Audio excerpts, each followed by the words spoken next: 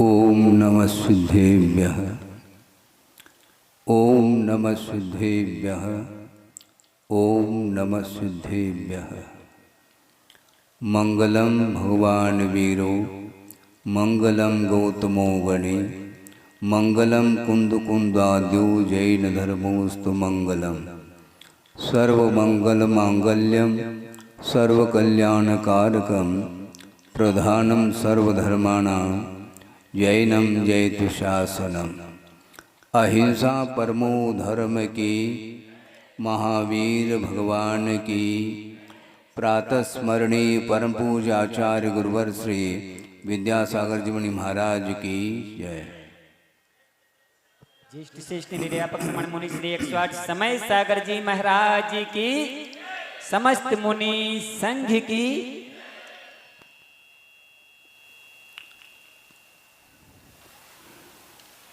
वर्षा योग की स्थापना के लिए 2 महीने व्यतीत हुए हैं, ये आपको ध्यान में रखना है।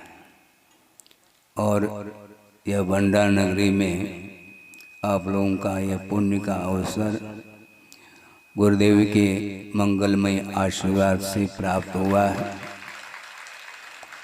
और आज यह पर्युषण पर्व का प्रारंभिक दिन है। संसार मार्ग और मोक्ष मार्ग ये दोनों अनादि अनिदन हैं। यानी जब से धर्म की उपासना करते हुए हम आ रहे हैं, तब से ये संसार में अधर्म की उपासना भी करता हुआ जीव आया है। ये दोनों परस्पर में विपरीत तत्व है।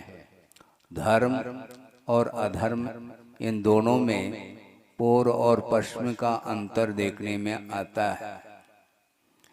सूर्य जब अस्ताचल की ओर चला जाता है, उस समय चारों ओर अंधकार छा जाता है। और जब सूर्य अगले दिन जब उदित होता है, उस समय धरती में प्रकाश ही प्रकाश देखने में आता है। तो धर्म के माध्यम से संसारी प्राणी को प्रकाश मिलता है, बोध मिलता है। और अधर्म के द्वारा उसका जीवन अंधकारमय बन जाता है। अंधकार में हम चलते हैं तो रास्ता किधर जा रहा है, मुझे किधर जाना है, ये कोई भी भान नहीं हो पाता। तो इसलिए यह पर्युषण पर्व आया है, इस प्रकार आप लोग कह रहे हैं। और व्यवहार दृष्टि से यह ठीक भी है, किंतु यह पर्युषण पर्व 10 लक्षण धर्म की आराधना करने के लिए तिथि से हम बंध नहीं पाएंगे, क्योंकि प्रतिपल धर्म की आराधना करने के लिए हमें तत्पर होना चाहिए। ऐसा नहीं कि 10 दिन व्यतीत हो गए, अब क्रोध करना प्रारंभ कर लें तो क्या हानि है। ऐसा भूल करके भी नहीं सोचना, क्योंकि अतीत अनंत काल में इस प्रकार की पर्युषण पर्व 10 लक्षण धर्म हम मनाते आए हैं। हमें मनाना नहीं, न किसी को मनाना है, न मानना है। मानने मात्र से काम नहीं चलेगा। जीवन में जब धर्म को स्थान देते हैं अथवा धर्ममय जीवन हम बना लेते हैं, धर्म के साथ आत्मा का तादात्म्य संबंध जब जुड़ जाता है, तब कहीं जाकर के आत्मा का विकास हो सकता है, होता है। क्रोध, मान, माया, लोभ, ये 4 कषायें हैं जो कि ये धर्म से ठीक विपरीत परिणाम को ले हुए हैं। क्रोध का विपरीत क्षमा है, मान का विपरीत मार्दव धर्म है, माया कषाय का ठीक विपरीत धर्म कौन सा है तो आर्जव धर्म है। और लोभ कषाय के अभाव में शुचिता प्राप्त होती है, जिसको शौच धर्म बोलते हैं। तो आज यह धर्म क्षमा धर्म प्रारंभिक धर्म है। धर्म का संक्षेप में अर्थ हमें समझना है। लगभग 2 महीने हो चुके हैं रत्नकर्ण श्रावकाचार्य का श्रवण करते हुए, और साथ ही साथ एक दिन के अंतराल को लेकर के आत्मानुशासन जो गुणभद्र स्वामी ने जिसकी रचना की है उसका वाचन भी आप प्रचद सागर जी महाराज के मुख से सुन रहे हैं। मैं भी वहां पर बैठे बैठे सुनता रहता हूं, क्योंकि धर्म की प्रति जिसकी रुचि होती है वह प्रतिपल धर्म को सुनने के लिए तत्पर होता है और होना चाहिए। आपको ही धर्म श्रवण करने से आनंद आता है ऐसा नहीं, हम लोगों को भी आता है। लगभग 40 साल तक तो गुरुदेव के चरणों में रहा, और ये नहीं कह रहा हूं कि हम गुरुदेव के चरणों से हम दूर हैं, नहीं। सन 1975 से लेकर के 2022 चल रहा है, लगभग 47 वर्ष हुए हैं गुरुदेव की आराधना करते हुए, और अपना आत्म तत्व भी निरंतर पवित्रता का अनुभव कर रहा है।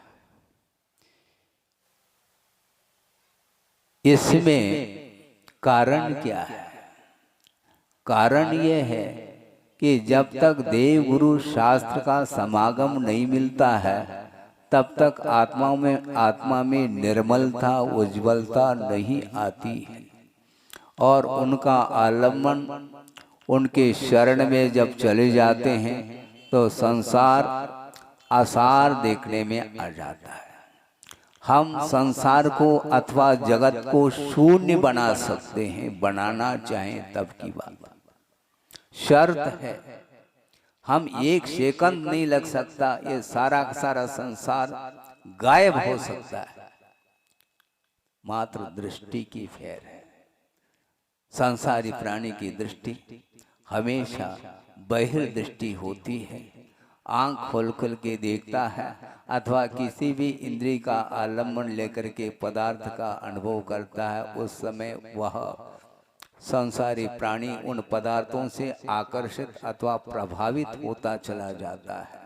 और जब तक संसारी प्राणी अन्यान्य वस्तुओं से प्रभावित होता चला जाएगा तब तक उसका संसार ज्यों का त्यों बना रहेगा, इसमें कोई शक नहीं।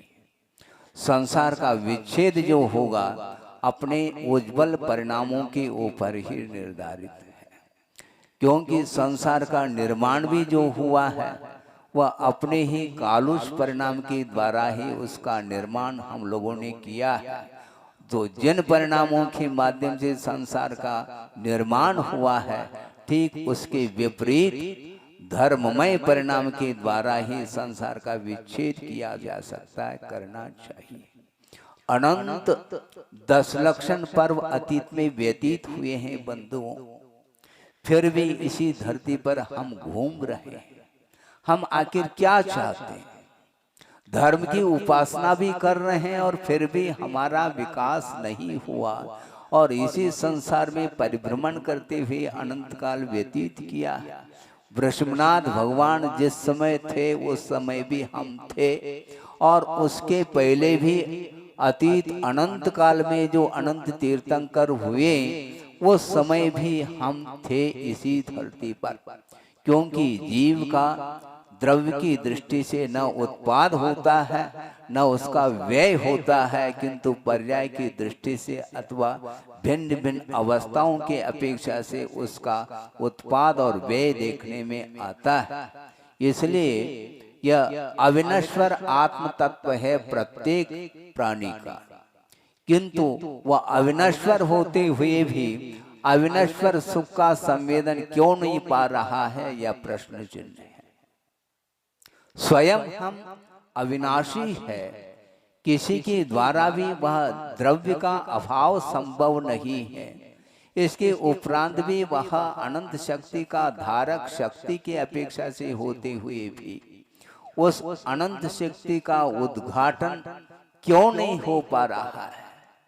ऐसी कौन सी साधना की जिन्होंने इसी धरती पर संसार में अनंत काल से वह परिभ्रमण करते हुए भी साधना के बल पर उन्होंने शुद्ध परमात्मा तत्व को उपलब्ध किया है, और शुद्ध परमात्मा तत्व को उपलब्ध करने के लिए हम लोगों के लिए संबोधित किया।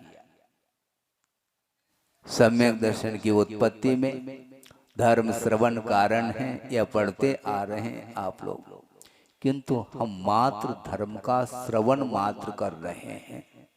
आत्मसात करने की आवश्यकता है, क्योंकि श्रवण जो होता है, शब्दों का श्रवण, वह कर्णेंद्रिय के द्वारा होता है, और वह कर्णेंद्रिय मन के अभाव में भी मिल सकता है। वह कर्णेंद्रिय और असंगी पंचेंद्रिय भी कानों के माध्यम से आवाज को सुन लेता है, किंतु उसका क्या मीनिंग है, उसका क्या अर्थ है, उसका क्या भाव है, उसको पकड़ने की क्षमता असैनी पंचेंद्रिय में भी नहीं है। और हम और आप संगी पंचेंद्रिय हैं, सुन रहे हैं, किंतु आचार्य कहते हैं सुनना पर्याप्त नहीं, गौर करने की आवश्यकता है। मनोयोग के साथ हम जब सुनते हैं तो हे और उपादेय तत्व का परिज्ञान हो जाता है। धर्म और अधर्म का क्या स्वरूप है, इसमें क्या अंतर है, क्या भेद रेखा है, इसका परिज्ञान होने के उपरांत वह हे तत्व को छोड़ करके उपादेय तत्व को प्राप्त करने के लिए अग्रसर होता है, और होना चाहिए। धर्म का स्वरूप रत्न श्रावकाचार्य में भी आया। क्या आया है?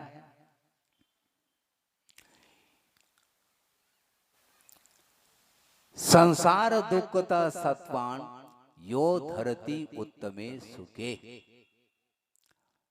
संसार रूपी दुख से ऊपर उठा करके सत्वान अर्थात जीवों को जो उत्तम सुख में पहुंचाने वाला होता है, उसका नाम धर्म है। ऐसा कहा, संसार दुखता सत्वान कहा, जैनान ऐसा नहीं कहा, ये ध्यान रखो, क्योंकि धर्म बहुत विशाल है, धर्म में संकीर्णता नहीं है। वह जैन धर्म का अर्थ वस्तुतः देखा जाए वह जातिवाचक धर्म नहीं, किंतु जो जीव मन वचन काय से उस वीतराग धर्म की उपासना करना चाहता है और करता है, उसका विकास निश्चित रूप से होता है। इसलिए संसार रूपी दुख से, गर्द से जो ऊपर उठा करके उत्तम सुख का अर्थ मोक्ष सुख में जो स्थापित कर देता है, उसका नाम धर्म ऐसा कहा है। हम पढ़ते हैं, सुनते हैं, जिस समय सुनते हैं, जिस समय पढ़ते हैं, वो समय हमारा उपयोग उसमें रहता है, किंतु जो ही बिजली गोल होती है तो जिस प्रकार माइक बंद हो जाता है, उसी प्रकार स्वाध्याय बंद होते ही, बोधि समाधि बोलते ही बस आपकी सांसारिक चर्चाएं प्रारंभ होती है। इसलिए धर्म के संस्कार को, धार्मिक संस्कार को स्थायित्व देने के लिए निरंतर आपका उपयोग धर्म की ओर ही होना चाहिए। हम चाहिए इसलिए कह रहे हैं क्योंकि इसके बिना और कोई भी रास्ता नहीं। धर्म की आराधना करो कहते हैं, आप नहीं करते हैं। कई बार ये भी देखने में आता है, महाराज हमारे पीछे क्यों पड़े? हाँ, और कोई नहीं है क्या आपके लिए? हाँ, हमारे लिए तो पूरी सभा है, आप घबरा क्यों रहे? आपके लिए व्यक्ति विशेष को लेकर के मैं उपदेश नहीं दे रहा हूँ, न व्यक्ति विशेष को लेकर के उपदेश देने की आज्ञा है, किंतु आज्ञा आगम की अथवा गुरु की हम लोगों के लिए आज्ञा मिली है, किंतु ये ध्यान रखना शर्त के साथ आज्ञा मिली है। अर्थात जो व्यक्ति सुनना चाहता है, जो व्यक्ति ग्रहण करना चाहता है, जिसके अंदर समर्पण भाव है, जिनवाने के प्रति अथवा मार्ग के प्रति उस व्यक्ति के लिए ही थोड़े बहुत संबोधित देने का प्रयास करना चाहिए। थोड़े बहुत मतलब थोड़ा भी और बहुत ऐसा नहीं, थोड़ा सा, क्योंकि यह धर्म अपने आप में खुराक नहीं है, ये भोजन नहीं, किंतु यह औषधि का काम करता है। एक एक एक एक खुराक डॉक्टर लोग देते क्या नहीं, 1 साल का कोर्स है अथवा 4-6 महीने का कोर्स है, तो उस कोर्स में प्रतिदिन एक एक खुराक लेने के लिए कहा गया है, अथवा सुबह शाम एक एक टेबलेट लेओ, ऐसा कहा है। उसी प्रकार यह धर्म अपने आप में औषधि का काम करता है, और औषधि जो पिलाई जाती है वह कड़वी तो होगी, उसके उपरांत भी शुगर कोटेड जिसको बोलते हैं, थोड़े बहुत मनोरंजन करते हुए, आपको मोटिवेट करते हुए धर्म का श्रवण कराया जाता है। ये आज्ञा है गुरुओं की। किंतु गुरुदेव ने ये कहा, जब तक समर्पण भाव नहीं तब तक उसके पीछे नहीं पड़ना, क्योंकि किसी के पीछे पड़ने से कल्याण नहीं होता, दूसरे के विश्व कल्याण की भावना रखने से कल्याण हो सकता है, उसमें भी पॉसिबिलिटी है, वो अनिवार्य नहीं। यदि धर्म श्रवण के माध्यम से अनिवार्य रूप से कल्याण होता तो अभी तक हम लोगों का कल्याण क्यों नहीं होगा, ये प्रश्न चिन्ह है। निमित्त जो होता है वह अपने आप में बाहरी निमित्त माना जाता है, और जो भीतरी निमित्त जिसको बोलते हैं, जिसको उपादान बोलते हैं, और उपादान यदि जिसका जागृत नहीं है, उसके सामने रात दिन भी यदि मान लो धर्मामृत की वर्षा हो जाए तो भी वह उसका कटोरा भर नहीं सकता, क्योंकि उल्टा रखा है। हाँ, समझ रहे हैं आप? रात दिन मूसलाधार वर्षा हो गई, सुनते हैं, इसके उपरांत भी एक कटोरे में एक बूंद भी नहीं आया, इसका अर्थ क्या है? अपने आप ही ज्ञात हो जाता है कि वह कटोरे को उसने उल्टा रखा है। उसी प्रकार संसारी प्राणी ने मान लो निमित्तों के समागम मिलने के उपरांत धर्म श्रवण आदि किए हैं, जिनबिंब दर्शन आदि भी किए हैं, इसके उपरांत भी परिणामों में पवित्रता यदि नहीं आई है तो कहना यही पड़ेगा कि हम अपने हृदय रूपी कटोरे को उल्टा रखा है, ये ध्यान रखो। अब उल्टा रखने का अवसर फिर से आया, क्योंकि साल भर में एक बार आता है। आपकी दृष्टि से, हमारी दृष्टि से वह 10 लक्षण धर्म साल भर बाद नहीं आता, प्रतिपल आता है। क्योंकि श्रवण जो होते हैं वो निरंतर उनकी सारी प्रवृत्ति, जो भी प्रवृत्ति होती है उसके साथ सर्व धर्म जुड़ा हुआ रहता है। धर्म से हट करके, धर्म को भूल करके वो किंचित मात्र भी प्रवृत्ति नहीं करते। बोलते हैं तो भाषा समिति का आधार लेते हैं, चलते हैं तो ईर्ष्या समिति का आधार लेते हैं, आहार चर्या संपन्न करते हैं वो समय ईष्णा समिति का आधार लेते हैं, अपने उपकरणों को रखना उठाना होता उस समय भी कोमल जो संयमोपकरण है उसका आलम्बन लेते हैं, और शौचादि क्रियाओं को संपन्न करने के लिए भी प्रतिष्ठापना समिति का आधार लेते हैं। हर समय जीव मरे अथवा न मरे, किंतु यत्नाचार पूर्वक वो प्रवृत्ति निरंतर करते रहते हैं, इसलिए वो प्रतिदिन धर्म की आराधना उपासना कर रहे होते हैं। उनके लिए कोई तिथि नहीं आती। हाँ, भादो सुदी पंचमी के दिन पर्व प्रारंभ होता है, जैसे आज प्रारंभ होने जा रहा है, किंतु उनके जीवन में प्रतिपल नहीं, प्रति समय उनकी दृष्टि धर्म की ओर जाती है, और जाना इसलिए चाहिए क्योंकि प्रति समय अतीत अनंत काल में अधर्म की ओर ही दृष्टि गई है, इसलिए अधर्म का विनाश नहीं हो पाया, और धर्म का मर्म अभी तक समझ में नहीं आया। आश्चर्य होता है, विस्मय होता है, खेद भी होता है, लेकिन खेद करने से, विस्मय करने से होगा क्या? आंख मेज करके, आंख मूंद करके हम चल रहे हैं। हम कहाँ से आए हैं, कहाँ जाना है, इसके विषय में कभी भी ठंडे दिमाग से किसी ने सोचा नहीं। नींद आती है, आप लोग सो जाते हैं, और नींद खुलती है तो पुनः वही चक्की चलती है, आपकी उपयोग रूपी चक्की। जो ही नींद खुलती है, हाँ क्या करना है, कल क्या क्या किया था, वो सारा सारा लेखा जोखा सामने आ जाता है। वह रजिस्ट्री क्या बोलते हैं उसको, दुकान मकान करने वालों को पूछो, वो फाइल उठा लेता है, कितना लेना है, कितना देना है, क्या करना है, कितनी वसूली बाकी है, ये सारा सारा वह निरंतर उसी ओर उसकी दृष्टि जाती है। इसलिए धर्म की ओर दृष्टि जाना अत्यंत कठिन है। महाराज कठिन क्यों, इसलिए कहा क्योंकि ये दुर्लभ वस्तु है। अधर्म दुर्लभ नहीं, क्योंकि पाप कभी भी दुर्लभ नहीं होता, सुलभता से पाप करता चला जाता।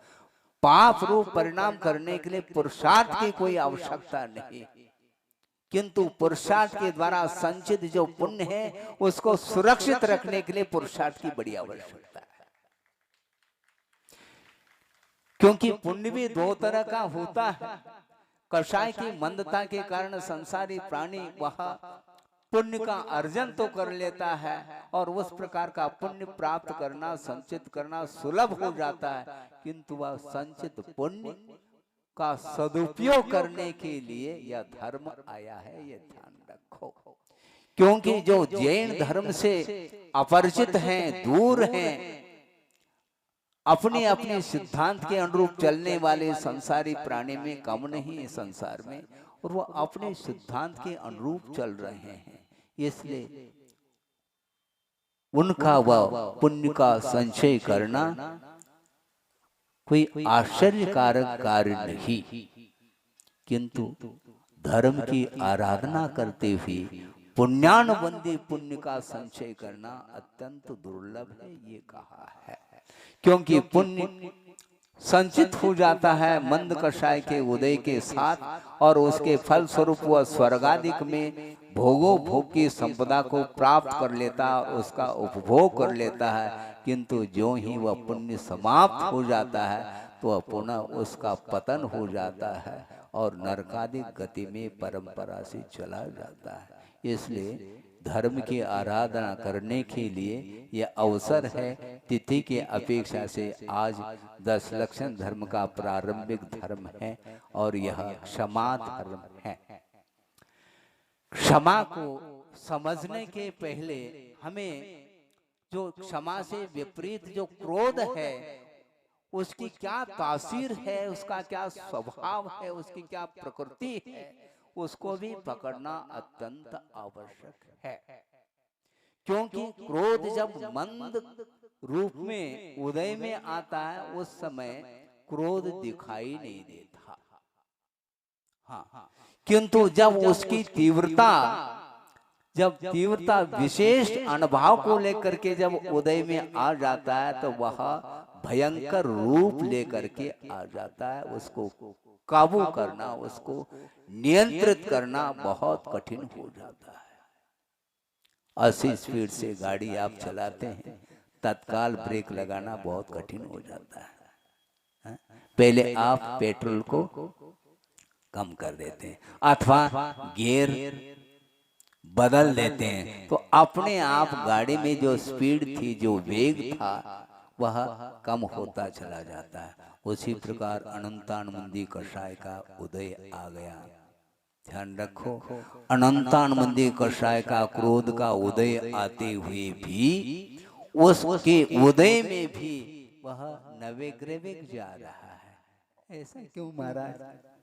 आपने कहा कि अनंतानुबंधी क्रोध तो बहुत भयंकर होता है, किंतु जब तीव्र अनुभव को लेकर के उदय में आता है वह तब उसका स्वभाव भयंकर रूप होता है, किंतु मिथ्यात्व की भूमिका में अर्थात प्रथम गुणस्थान में भी जब शुक्ल लेशा में वह आ जाता है, उस समय उसके परिणाम भी शांत हो जाते हैं। क्योंकि जिस समय मिथ्या दृष्टि सम्यक दर्शन के सम्मुख पहुंच जाता है, उस समय अनंतानंद का उदय होते हुए भी इतना मंदतम उदय है कि वह अनंतर क्षण में वह सम्यक दर्शन को प्राप्त कर लेता है।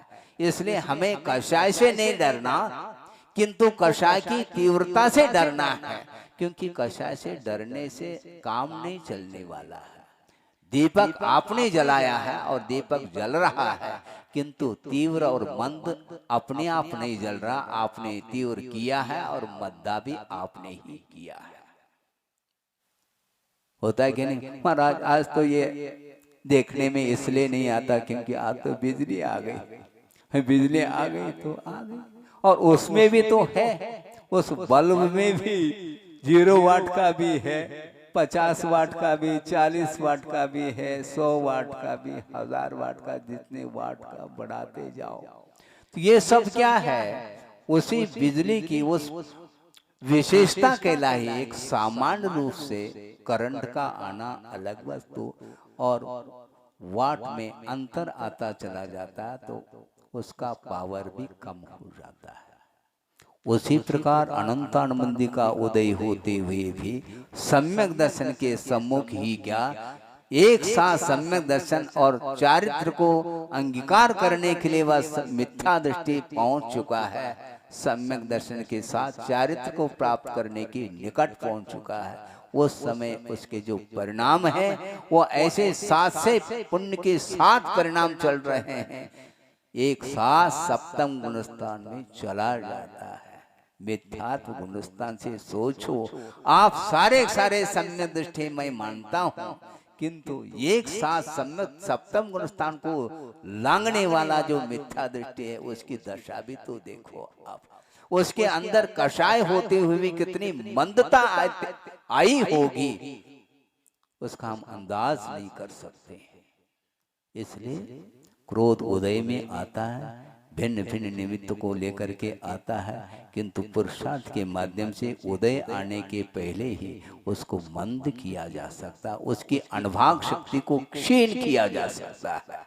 एक धतूरा होता, आप जानते होंगे, मारक तत्व है उसमें, किंतु धतूरा का हम सीधा सीधा सेवन कर लेते हैं तो मरण हो जाएगा, किंतु धतूरे में जो विषाक्त करने की जो शक्ति है, मारक शक्ति, उसको वैद्य लोग क्या करते हैं, उसी की शक्ति को मंद कर देते हैं। रासायनिक पद्धति से उसकी मारक शक्ति को, उसकी अनुभाग शक्ति को बहुत क्षीण करके ले आते हैं और अनुपात से उसको मिला करके औषधि का निर्माण किया जाता है और वो करते हैं, और उसका सेवन करने के उपरांत भी मरण नहीं होता, बल्कि रोग को निष्कासित करने की क्षमता उस धतूरे में आती है। उसी प्रकार अनंतानंद का उदय होते हुए भी वह धतूरा हो करके भी वह क्या है, औषधि के समान उसका तासीर बन चुका है। इसलिए एक श्लोक आपके सामने रखना चाहता हूं, क्योंकि आगम ग्रंथों में कषाय की तीव्रता और कषाय की मंदता की पहचान भी बताई गई है। आप सोच लो, समझ लो।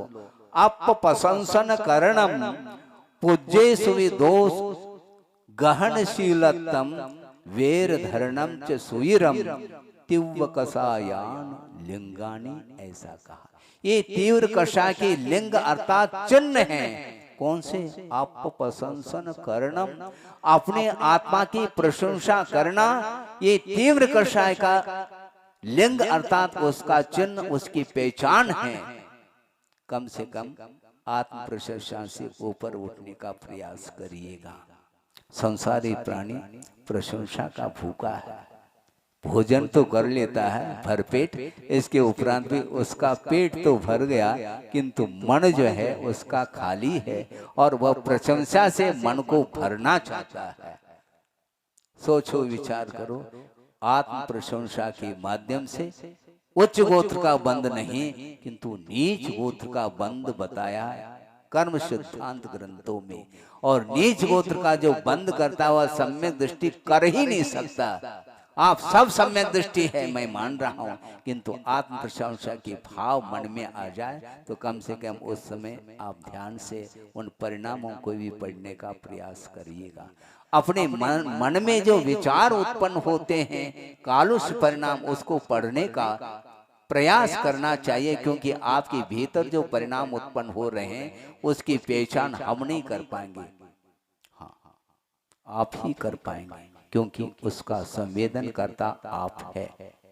सोचो विचार करो, आत्मा की प्रशंसा करना भी यह तीव्र कषाय का एक चिन्ह है। और पूज्येस्व दोष गहन शीलतम कहा, जो पूज्य पुरुष हैं, गुरु हैं, महान हैं, उनमें भी दोष ग्रहण करने का जिसका स्वभाव बन गया है वह तीव्र कषाय का चिन्ह माना गया है। अब सोचो विचार करो, छदमस्त है, मान लो श्रमण है, दोष लगना स्वाभाविक है। तीव्र कर्म के उदय में प्रमाद के कारण मान लो कुछ व्रतों में दोष आदि लगते हैं, उसका उपगुण के साथ स्थितिकरण करने का प्रावधान है आगम में। किंतु आज वर्तमान में राई के बराबर भी यदि दोष देखने में आता है तो उसको पत्र पत्रिका में छाप करके उसको वायरल किया जाता है। उनको सोचना चाहिए।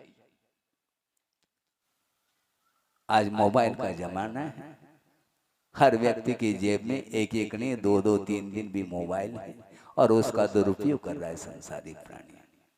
व्हाट्सएप कर देता है और पूरे भारतवर्ष में नहीं विश्व में वह फैलाना चाहता है। वह क्या फैलाना चाह रहा है? वह अधर्म को फैलाना चाह रहा है, धर्म को नहीं।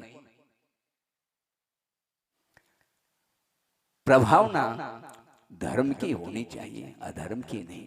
अधर्म की क्या प्रभावना करोगे? वो अपने आप वह अधर्म चल रहा है, उसको समाप्त करना अत्यंत कठिन हो रहा है।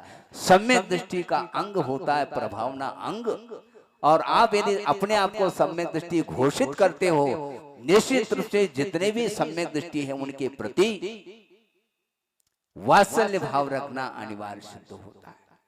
उनके प्रति प्रेम भाव होना चाहिए, उनके प्रति सौहार्दपूर्ण व्यवहार होना चाहिए, उनके प्रति मित्रता का व्यवहार होना चाहिए, उनके प्रति आत्मीयता का व्यवहार होना चाहिए। सब समाप्त होता चला जा रहा है।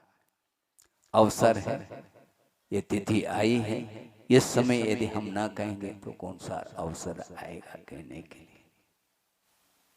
सुन रहे कि नहीं आप ध्यान से सुनिएगा। सुनते हैं किंतु वही करते चले जाते हैं, इसलिए धर्म का कोई भी प्रभाव नहीं पड़ रहा है। और वेर धरणम च सुयरम कहा, और वह दीर्घ काल तक वह वैर धारण कर लेता है। किसी के साथ आपका कोई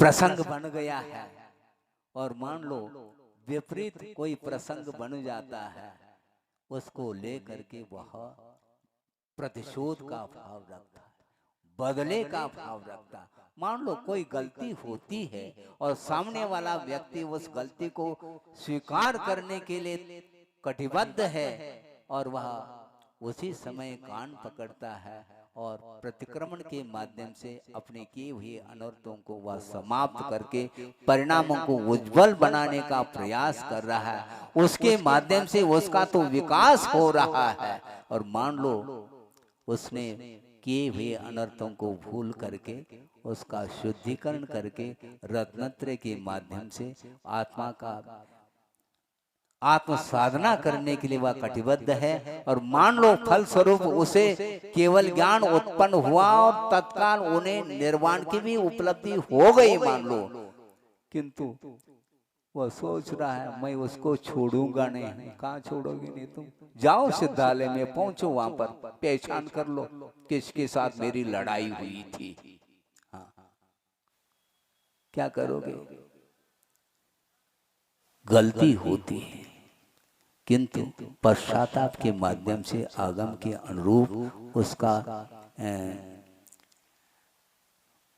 परिमार्जन किया जा सकता और करते हैं। इसके उपरांत उसके प्रति कभी भी शत्रुता का भाव, वैर भाव नहीं रखना चाहिए। और वैर भाव जो होता है वह असंगीय पंचेंद्रिय को नहीं होता, संगीय पंचेंद्रिय के भीतर ही वैर भाव जागृत होता है। ये निश्चित बात है। ये वैरत्व असंगीय का कारण नहीं। जो कमठ था, पार्श्वनाथ के प्रति जो उसका शत्रुता का भाव था, वह भी संगीत पंचेंद्रिय था, मनुष्य था।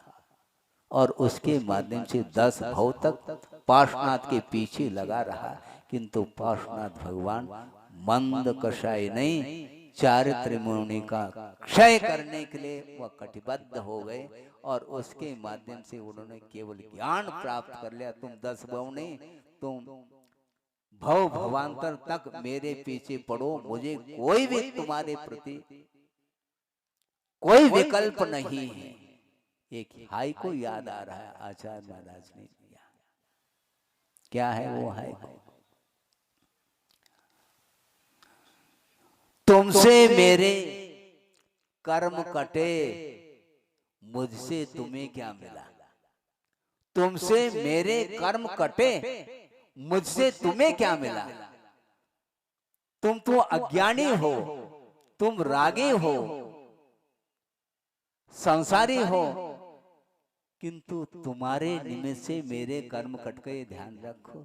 किंतु वीतराग मुद्रा से तुमने क्या लिया? तुम्हें लाभ किस बात का हुआ? तुम्हें क्या बेनिफिट मिला? उपसर्ग करने के बाद उस कमठ को क्या मिला? प्रत्युत कुछ भी नहीं मिला। उसके माध्यम से वह संसार में दुर्गति में परिभ्रमण करता हुआ वह दुख उठाना पड़ा।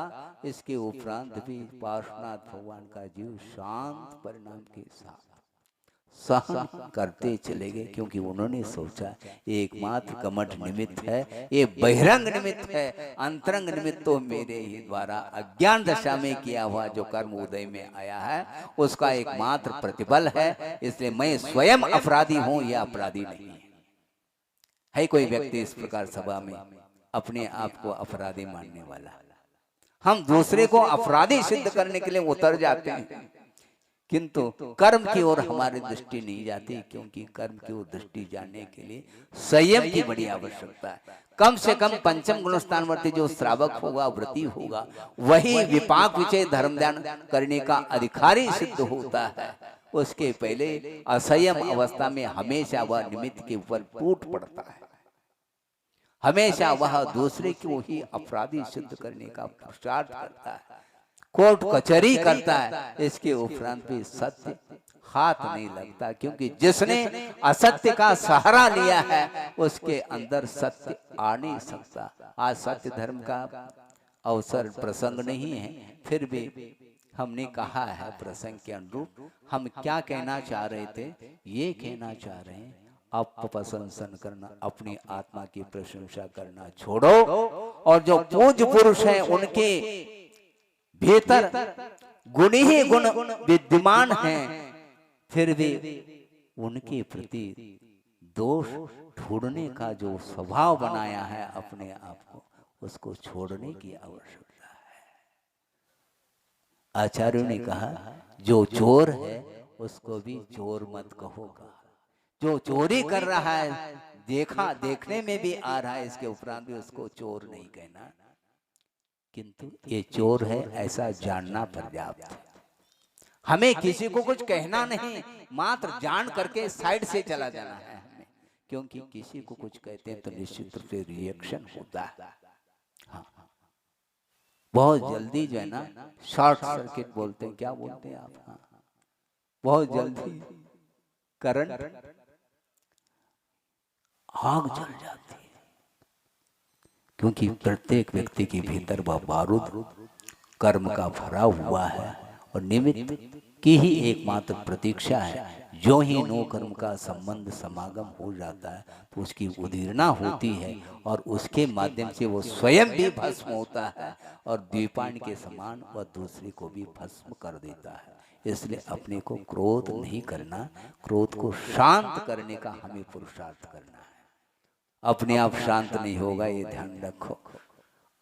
इस सभा में कोई भी क्रोध नहीं कर रहे हैं, क्योंकि बारूद तो विद्यमान है, फिर भी अवसर नहीं है, कोई निमित्त नहीं मिल रहा। और जो ही इस परिसर से बाहर चले जाएं और कोई निमित्त मिल जाए, फिर देख लेना आप, बाद में हम महाराज से प्रायश्चित लेंगे, लेकिन अभी तो इसको नहीं छोड़ेंगे हम।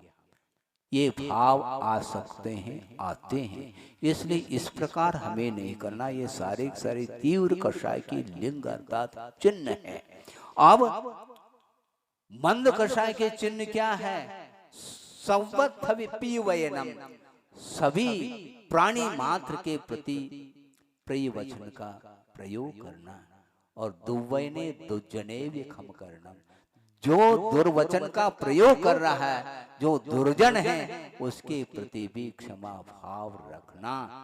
और सव्येशम गुण गहनम, सबके जीवन में प्रत्येक आत्मा में केवल दोष ही दोष होते हैं ऐसा नहीं, एकाध तो गुण होता होगा।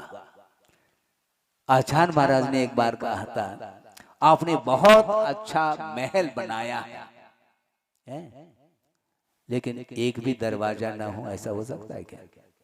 है? हो सकता है ऐसा? एक भी खिड़की नहीं हो, ये तो फिर भी ठीक है। एक खिड़की भी ना हो और दरवाजा भी ना हो, तो प्रवेश कैसे करेंगे? आप सोचो, विचार करो। उसी प्रकार संसारी प्राणी के अंदर दोष है तो एकाध गुण भी रह जाते हैं। गुणों की ओर दृष्टि होनी चाहिए, गुण ग्रहण का भाव रखे, ऐसा कुछ आप लोग पंक्ति बोलते हैं। गुणों को ग्रहण करने की ओर दृष्टि जब जाती है तो सारे सारे दोष दृष्टि में नहीं आ सकते, क्योंकि दोष तो होते ही रहते हैं।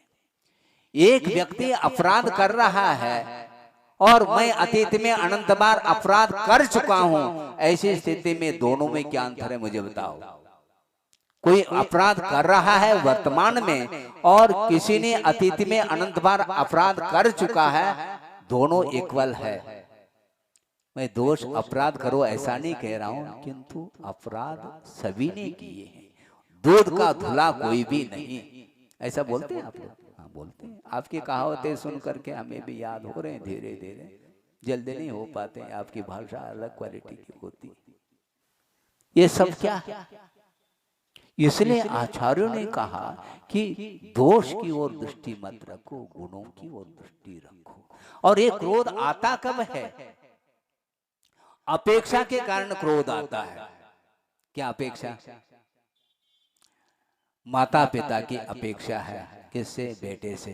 क्या 90 नंबर लेकर के आ जाए परीक्षा में, ये अपेक्षा है। और मान लो 80 नंबर लेकर के आया है, एक चांटा देने के लिए मन करता है। क्यों? 90 की अपेक्षा थी और उसने 80 लेकर के आया, जबकि 80 नंबर लेना भी कम नहीं है औरों की अपेक्षा, किंतु इसके उपरांत भी अपेक्षा 90 की है ना, इसलिए क्रोध आता है उसके ऊपर। ये अपेक्षा ही क्रोध के लिए कारण है। और जहां पर निरपेक्ष भाव के साथ हम कार्य करते हैं तो क्रोध की उदीरना नहीं हो सकती है। ये होता है कि नहीं? पढ़ाई करके होता है। इसलिए छात्र बैठा जो पढ़ता है वो हमेशा टेंशन में रहता, तनावपूर्ण जीवन जीता रहता। मन में, उसके मन में ऐसे भाव आते हैं, ये कब पिंड छूट जाए। जबरदस्ती स्कूल कॉलेज भेज रहे हैं और तनाव दे रहे हैं। तनाव क्यों देते हो? बच्चों के लिए अनुशासन में रखो, किंतु साथ साथ उसके प्रति वात्सल्य भाव भी रखो, उसको प्रोत्साहित करो ताकि वह अच्छे ढंग से अध्ययन कर सके निश्चिंत होकर के। किंतु हमेशा वह चिंता में ही मग्न रहता है, उसके कारण वह परीक्षा में कभी कभी उत्तीर्ण भी नहीं हो पाता। इसलिए अपेक्षा के कारण ही क्रोध होता है। और दूसरा क्या है? अपेक्षा जिसके प्रति है उसके प्रति कृतज्ञता का भाव भी नहीं रखता संसारी प्राणी। बड़ी विचित्र दशा है संसारी प्राणी की। जिसके प्रति अपेक्षा नहीं उसके प्रति तो धन्यवाद देता है, और जिसके प्रति अपेक्षा है और उसकी पूर्ति भी वह कर लेता, मान लो, फिर भी उसकी प्रति कृतज्ञता का भाव नहीं रहता। ऐसा कोई प्रसंग आपने पढ़ा है क्या महाराज? हाँ, हमने पढ़ा है। क्षमा सागर जी ने प्रवचन के दौरान इस प्रसंग को रखा था। वह प्रसंग के अनुरूप याद आ गया मुझे। एक व्यक्ति सड़क से जा रहे हैं तो साथ में बेटा भी है, और जाते जाते क्या हो गया, पसीना आ गया चेहरे पर, और चेहरा पहुंचने के लिए जेब में से वो रुमाल निकाल करके पहुंचता है।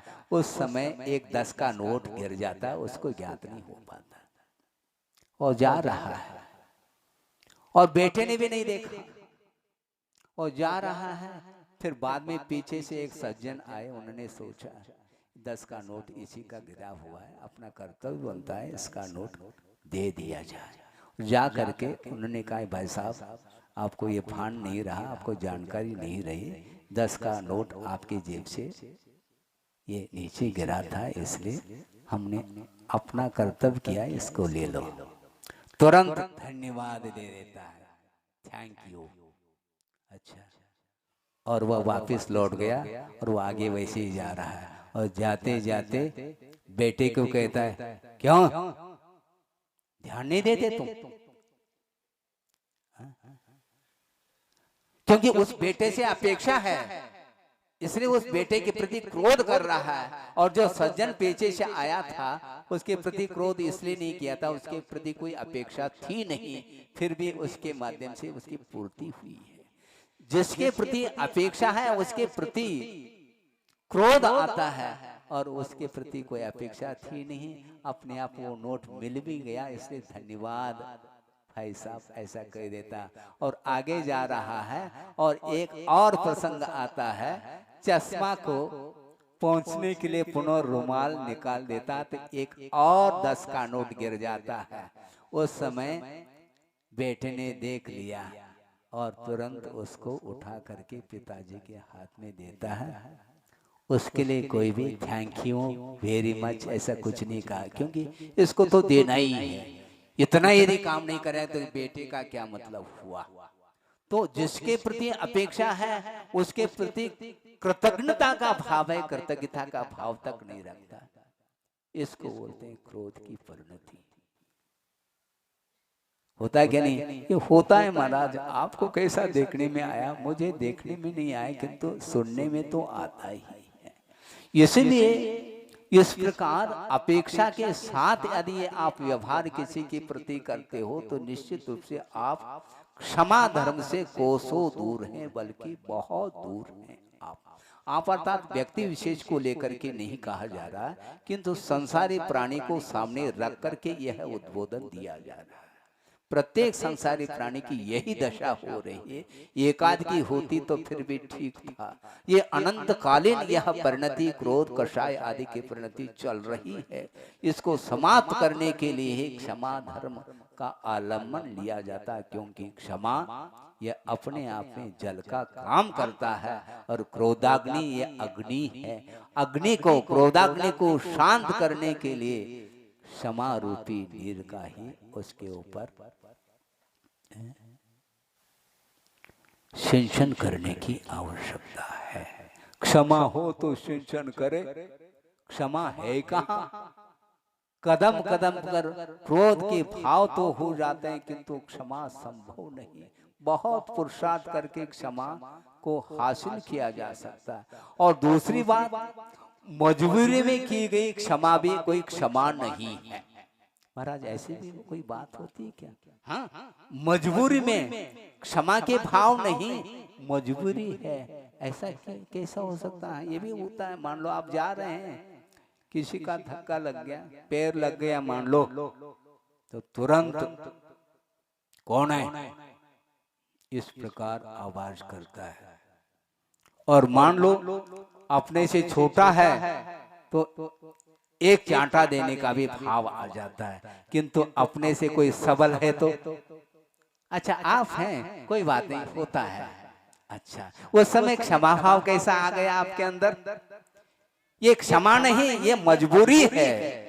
सबल व्यक्ति को दे करके क्षमा भाव धारण करना और निर्बल व्यक्ति को दे करके उसको कुचलने का भाव रखना, ये ठीक नहीं माना जाता। महाराज आज आपको क्या हो गया, पूरा पोल खोलना चाह रहे हैं क्या? अरे पोल ही पोल दिखाई दे रहा, मैं क्या करूं? जहां देखो वहां पोल ही पोल देखने में आ रहा है, तो सॉलिड कोई है ही नहीं, क्या कर सकता हूं मैं? इस प्रकार व्यवहार होते रहते हैं। किस समय क्षमा भाव रखना, किस समय क्रोध करना, ये आपको सिखाने की कोई आवश्यकता नहीं, जन्मजात ये संस्कार आप लेकर के आए। इसलिए क्षमा सिखाने की कोई वस्तु है ही नहीं, और क्रोध तो आपका स्वभाव ही बन चुका है। किंतु आचार्य कहते हैं निरपेक्ष भाव के साथ दूसरे के प्रति क्षमा भाव रखना। शत्रु और मित्र इन दोनों को एक मानने वाला व्यक्ति ही क्षमा धर्म की उपासक माना जाता है। क्षमा धर्म की उपासना वही कर सकता है जिसकी दृष्टि में न शत्रु है न मित्र है, कोई नहीं, दोनों एक हैं। वही व्यक्ति क्षमा क्षमा कह सकता है। बाकी सब जो है ना, क्षमा वचनों से क्षमा नहीं होती। वचनों में मिठास हो सकता है, किंतु हृदय में हलाहल यदि भरा हुआ है, विष भरा हुआ है, तो मीठे शब्द भी किसी काम के नहीं है। वो ये कितने मीठे मीठे शब्द बोल रहे हैं, देखो। अच्छा चख लिया क्या आपने? शब्द तो कर्णेंद्र के विषय हैं, फिर भी व्यवहार में कहने में आता है शब्द बहुत मीठे हैं। मुख चंद्र ते अमृत झरे, हाँ हाँ बिल्कुल, बहुत अच्छा। छड़ाला की पंक्ति आपको याद आ गई। लेकिन वचनों में मिठास तो हर व्यक्ति ला सकता है, क्योंकि प्रत्येक व्यक्ति के पास ये कला हो सकती है। और कला का अर्थ मात्र ड्रामा, ओनली ड्रामा। ये कलाएं बहुत हैं, 72 कलाएं हैं आपके पास, संसारी प्राणी के पास, उसका वह प्रयोग करता रहता है। किंतु धर्म प्रदर्शन की वस्तु नहीं, धर्म को आत्मसात करने की वस्तु है। ड्रामा क्यों करते हो? ओरिजिनलिटी नहीं क्यों नहीं आती? आर्टिफिशियलता क्यों है? रियलिटी क्यों नहीं? रियल होना चाहिए। भीतर अंतरंग से जो एक इंद्र से लेकर के पंचेंद्रिय तक वह क्षमा भाव धारण करने वाला श्रमण होता है, धन्य है वह श्रमण। हाँ, उस श्रमण के लिए वंदना गणधर परमिष्टि भी करते हैं, ये ध्यान रखो। हाँ, वह श्रमण पूज्य है, क्योंकि 10 लक्षण धर्म की उपासना निरंतर करते रहते हैं। इसलिए धर्म पूज होता है, अधर्म की पूजा नहीं होती है, ध्यान रखो। इसलिए मजबूरी के साथ क्षमा ठीक नहीं है, अंतरंग से क्षमा करिए आप। प्रत्येक व्यक्ति का वह भाव इसी प्रकार का होना चाहिए। गलती किसकी नहीं होती, प्रत्येक संसारी प्राणी की गलती जाने अनजाने में होती है। अपराध होना यह चिंतन का विषय ज्यादा नहीं है, किंतु अपराध को स्वीकार करना ये विशेष बात। अपराध तो हो ही जाता है, किंतु अपराध करके जो हाथ जोड़ करके भीतर से अपने आप के दोष को वह उद्घाटित करना चाहता है, स्वीकार करना चाहता है, यह महत्वपूर्ण बात हो जाती है। गलती हो गई, कोई बात नहीं बेटा, होता रहता है, किसकी गलती नहीं होती। किंतु पूज्य दोष गहनशीलतम, ये ठीक नहीं है। जो पूज्य पुरुष होते हैं, गुरु होते हैं, उनके अंदर भी दोष को देखने का जो प्रयास करता है, वह कभी भी गुरुत्व को प्राप्त नहीं कर सकता। इन्हें कभी भी वह लोक के अग्रभाग पर विराजमान नहीं हो सकता। आपने छात्र की परिभाषा पढ़ी है कहीं? हमने सुना है गुरुदेव के मुख से, सुन लो। छात्र किसको बोलते हैं? गुरोर दोषान छादयति इति छात्रः। जो गुरु के दोषों को आच्छादित करता है उसका नाम छात्र है। जो उद्घाटित करने वाला वह छात्र नहीं माना जाता, ये ध्यान रखो। क्योंकि छद्मस्त अवस्था में प्रत्येक के अंदर दोष हो सकते हैं। हाँ, इसलिए गुरु भी प्रतिदिन प्रतिक्रमण करते हैं, क्योंकि गुरु है, गुरु के पास दोष नहीं है, एकांत से गुणी गुण है, तो प्रतिक्रमण की क्या आवश्यकता है। आचार्य कहते हैं दोष छद्मस्त अवस्था में लगते हैं। हाँ, असावधानी के कारण लगते हैं। अप्रमत्त होते हुए भी प्रवृत्ति करते समय थोड़ी बहुत भूल चूक हो सकती है। उसका परिमार्जन वह प्रतिक्रमण के माध्यम से, प्रायश्चित आदि के माध्यम से, आलोचना आदि के माध्यम से उसको दूर करते हैं। गुरु होकर के भी अपने दोषों को दूर करने में लगे हैं। और हमारा क्या कार्य है, दोष को ढूंढना हमारा कार्य है क्या? नहीं।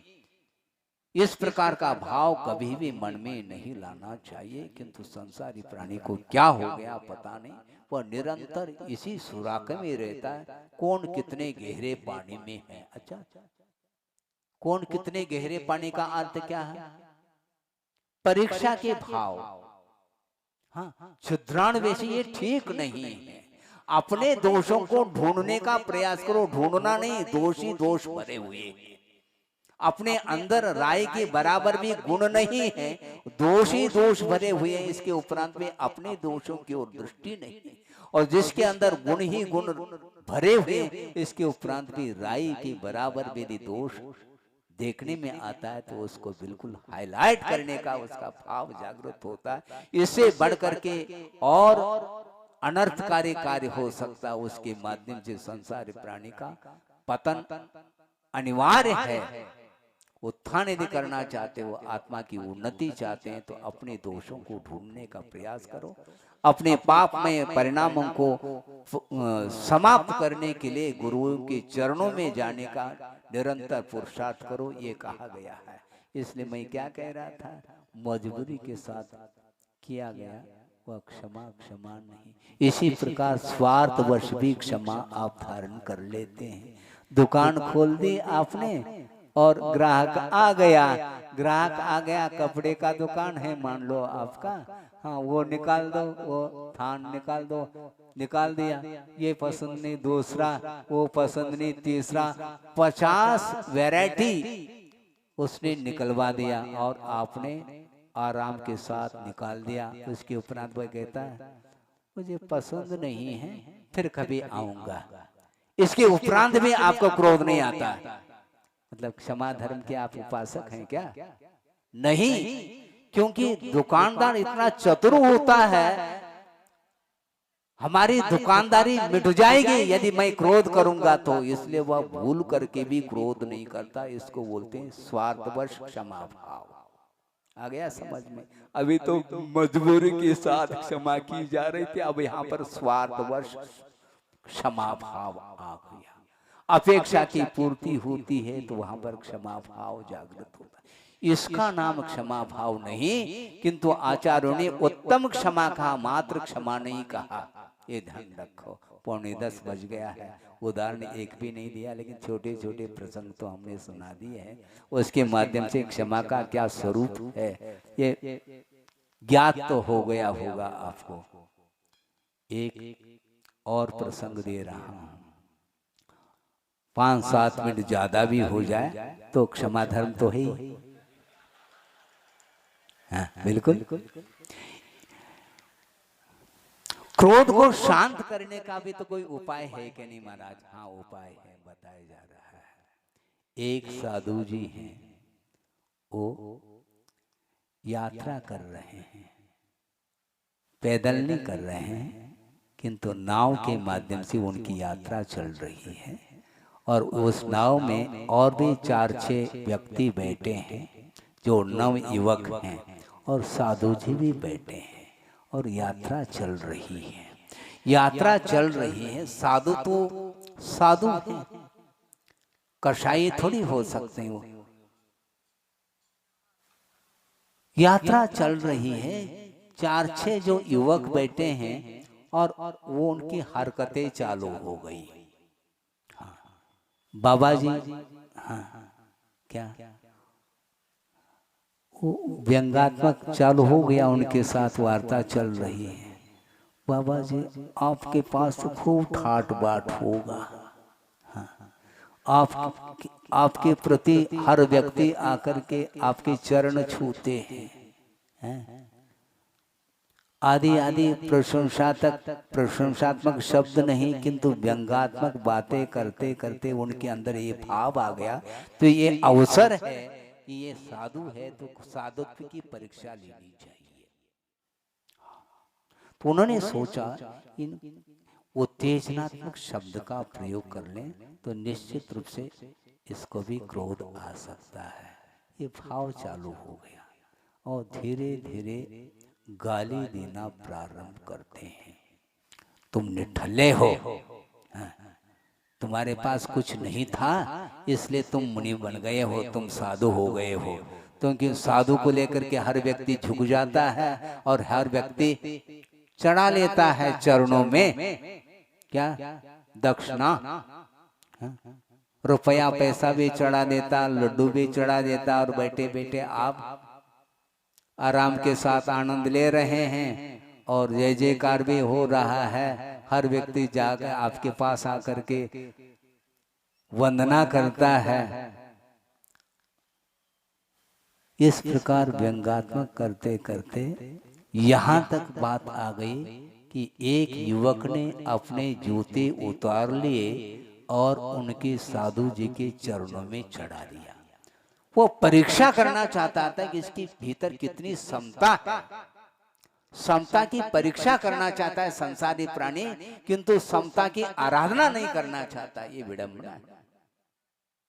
इसके उपरांत भी साधु जी शांत बैठे और इतने में आकाशवाणी हो जाती है और एक देव प्रसन्न हो जाते हैं। उन्होंने कहा, बाबा जी आप चाहें तो इस नाव को मैं पलट दूं, और नाव को पलट दूंगा तो सारे सारे युवक समाप्त हो जाएंगे, मर जाएंगे, और तुम्हें मैं उठा लूंगा। तो साधु जी के मुख से क्या निकलता है, नाव नहीं पलटना, इनकी बुद्धि पलट दो।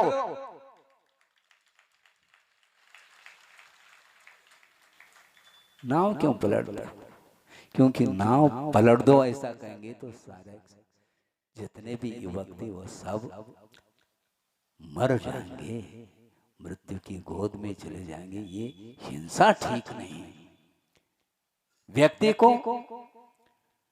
सबक मिलनी चाहिए, दंड मिलना चाहिए, किंतु प्राण दंड उचित नहीं है। इसलिए उन्होंने ये सोचा कि आखिर जी भी तो है, ये भी एक समय वो भी होगा, इसी प्रकार मेरी भी दशा होती होगी। ये कर्म के उदय में इस प्रकार करता है संसारी प्राणी। इस नाव को मत पलटाओ, इसकी बुद्धि पलट दो, पर्याप्त है। समझ में आ गया?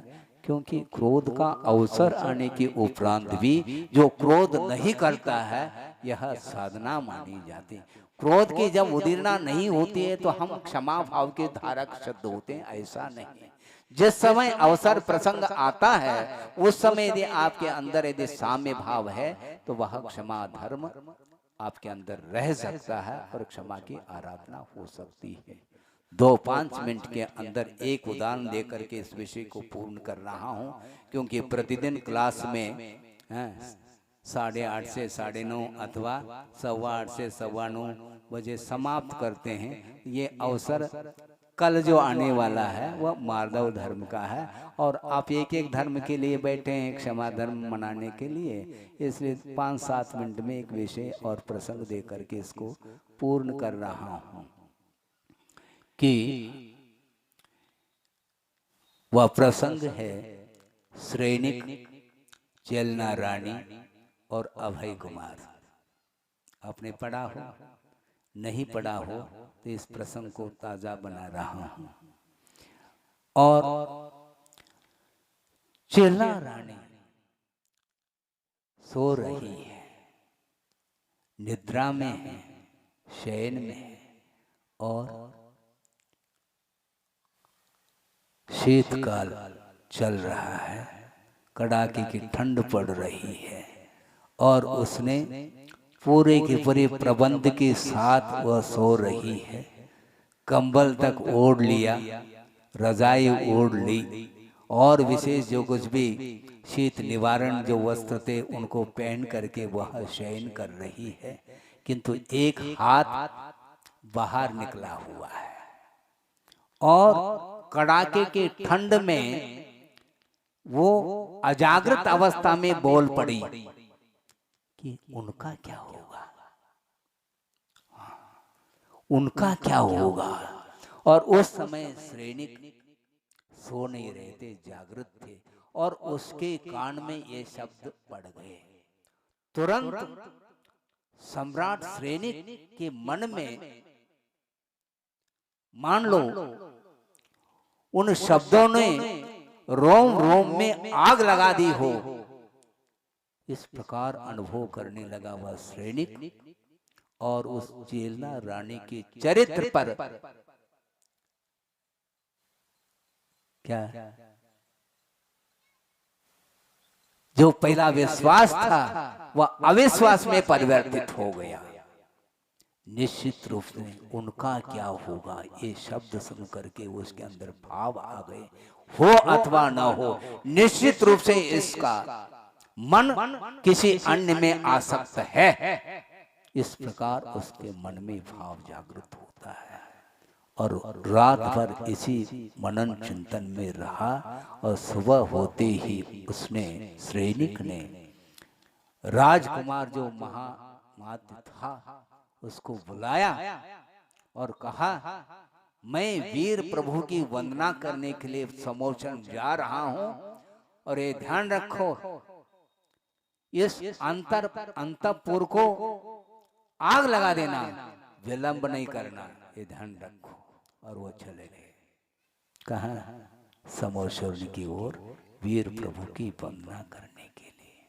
और इधर अभय कुमार वह सोच रहा है, अरे ये कौन सी आज्ञा है, ये कौन सा आदेश है। एक तरफ पिताजी और वह सम्राट है, मात्र पिताजी हो तो उल्लंघन कर ले, किंतु राजा भी है और राजा के आज्ञा का उल्लंघन करना, उनके आदेश का उल्लंघन करना कैसा बन सकता है। लेकिन ये पिताजी है और अंतपुर को आग लगाने के लिए कहा है, और मैं एक तरफ देखता हूं तो मां चेलना रानी इनको सूचित किए बिना और जीवित अवस्था में इसको आग लगाना और राख राख कर देना, इतना जघन्यतम अपराध मेरे द्वारा कैसा संभव है। लेकिन राजा की आज्ञा है, असमंजस में पड़ गया, मैं क्या कर सकता हूं। लेकिन उसको युक्ति सूझ गई।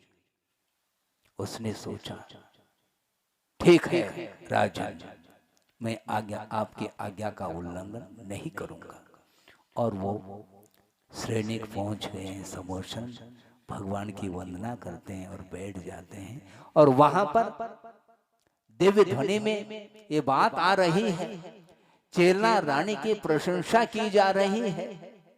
महारानी चेलना ये सत्यनिष्ठा है, धर्मनिष्ठा है और सतियों में महान है। इस प्रकार प्रशंसात्मक शब्द उस श्रेणी के सुन लिया श्रेणिक ने और आश्चर्य में पड़ गए, उलझन में पड़ गए और भगवान से प्रार्थना करते हैं, भगवान एक उलझन मेरे सामने आ रहा है, क्या उलझन है बताओ। हालांकि भगवान ऐसे बोलते नहीं, लेकिन व्यवहार में तो बोलने में आता है। भगवान ने कहा, श्रेणिक बोल क्या उलझन है। उलझन ये है भगवान कि मेरी चेलना रानी पत्नी ने, उनके ऊपर मेरा विश्वास बहुत था, किंतु आज से विश्वास समाप्त हुआ है। और आपके दर्शन करके, आपकी वाणी को सुन करके मुझे कुछ बात समझ में नहीं आ रही है। क्या? क्योंकि भगवान चेलना ने एक बार वह शयन में थी, निद्रा में थी, और उसके मुख से ही हमने सुना है उनका क्या होगा। इस प्रकार शब्द सुनते ही उसके चरित्र पर प्रश्न चिन्ह लगा है। इसलिए आपके वाणी पर मुझे विश्वास नहीं हो पा रहा है। ऐसा नहीं, तुम्हें ज्ञात नहीं है। सुनो, पहले बात ये है कि जिस समय कल की ही बात है कि वो समोसरण में आई थी और वंदना के लिए वंदन अर्चन करके मार्ग से अपनी हवेली की ओर जा रही थी और मार्ग में एक मुनि महाराज वीतरागी मुद्रा में हैं और खड्गासन उन्होंने लगाया है और ध्यान मुद्रा में वो खड़े थे। और उस समय भयानक शीत, आप जानते हैं पौष मास चल रहा था और उस कड़ाके की ठंड में भी, भीषण ठंड में भी निर्वस्त्र वो खड़े हैं और उनकी वंदना करके वह रुकी नहीं और महल की ओर बढ़ गई। और शयन काल में उनके मन में भाव आया, धन्य है वो वीतरागी संत, इस भयानक ठंड में भी नदी के किनारे निर्वस्त्र खड़े हैं और हम इधर प्रबंध के साथ शयन कर रहे हैं। इसके उपरांत भी शीत का निवारण नहीं हो पा रहा है। धन्य है वो मुनिराज, धन्य है वो मुनिराज। इस प्रकार उसका भावता है। ध्यान रखो, उतावली के साथ तुमने इस प्रकार भाव अपने मन में लाया, ये ठीक नहीं किया तुमने। अच्छा, अब पश्चाताप करता हुआ भगवान की वंदना करके वापिस जा रहा है। हमने बहुत बड़ा अनर्थ कर लिया। अभय कुमार को आदेश दे करके कि आदेश हमने ये दिया था कि अंतःपुर को भस्म कर देना, विलंब नहीं करना, ऐसा कहा था। अब क्या हो गया क्या पता। बहुत बड़ी घटना घटी होगी और वह दौड़ लगा रहा है और विचार कर रहा अब क्या होगा क्या होगा। इतने में वह उधर से राजकुमार आ रहा है, रास्ते में भेंट हो जाती है और राजा ने, पिताजी ने उसको कहा, क्यों बेटा, हमारी आज्ञा का पालन किया है क्या? क्यों नहीं पिताजी, क्योंकि आप सम्राट रहे, अब साथ साथ तो पिताजी तो है ही, और आपकी आज्ञा का पालन करने में मैं लापरवाही करूं, ये कैसा बन सकता है? अच्छा, आग लगा दी? हाँ बिल्कुल आग लगा दी। अब क्या होगा? कुछ नहीं होगा पिताजी, घबराओ नहीं, क्योंकि मैंने आग जो लगाई है उस स्थान पर, उस आग को हवेली तक पहुंचने में एक पूरा दिन लगने वाला है। ध्यान रखो, अभी घबराने की कोई आवश्यकता है। समझ रहे हैं आप? युक्ति के साथ उसने इस कार्य को किया था राजकुमार ने, और बहुत दूर आग लगाई थी। उस आग को हवेली तक पहुंचने में काफी समय लगा, तब तक पहुंच गए थे और सारा कार्य व्यवस्थित हो गया। आप समझ रहे हैं? इतने शॉर्ट में समझ में आ रहा है क्या नहीं? उतावले के साथ यदि व्यक्ति क्रोध करता है, दूसरे के ऊपर संदेह करता है, तो निश्चित रूप से अनर्थ घटित हो सकता है। ये बात अलग है, वो चेलना लाने का विशिष्ट पुण्य था, इसलिए ये घटना टल गई, अन्यथा कुछ भी हो सकता था।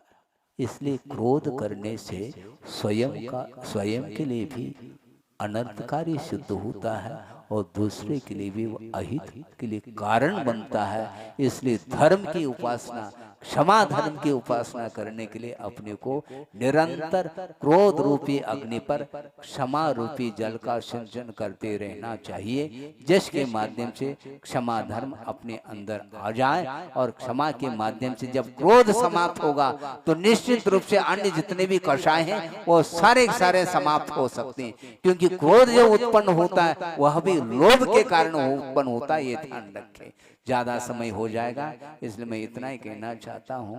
क्रोध, मान, माया, लोभ ये हमारे लिए शत्रु हैं, और इसके विपरीत जितने भी धर्म हैं वो हमारे लिए मित्र हैं, बंधु हैं। क्योंकि रत्न श्रावकाचार्य ने भी यही कहा, धर्म ही हमारे लिए बंधु हैं और पाप ही हमारे लिए शत्रु हैं। पापी के ऊपर कुठाराघात करने की अपेक्षा से पाप के ऊपर कुठारा घात करने की आवश्यकता है, क्योंकि पापी कभी भी सुधर सकता है, किंतु उसके प्रति शत्रुता का भाव रखोगे निश्चित रूप से स्वयं का अहित होगा।